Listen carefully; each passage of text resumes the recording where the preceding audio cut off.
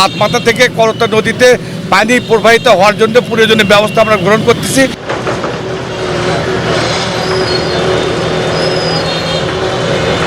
City কর্পোরেশনের প্রশাসক মহোদয় আমরা সবাই নির্বাহী সহ আমরা ইঞ্জিনিয়ার মহোদয়রা সহ আমরা এখানে পরিদর্শন করেছি।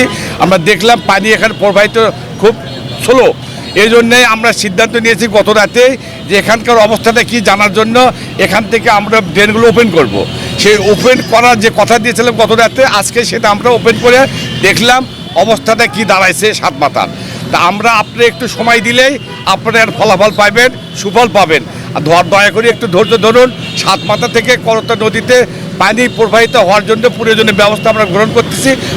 অচিরেই আর ফলাফল আপনারা পাবেন। দয়া করে অনুগ্রহ করে আপনারা একটু ধৈর্য ধরুন এবং সাতমাথা কেন্দ্রিক বগুড়াকে বাঁচান এবং যানজট মুক্ত এবং হকার মুক্ত। শুধু সিটি কর্পোরেশনের কোনো দায়িত্ব না, সাধারণ নাগরিকদের দায়িত্ব। একটা হকার যখন সাতমাথায় বসে, একজন নাগরিকের উচিত তাকে নিষেধ করা।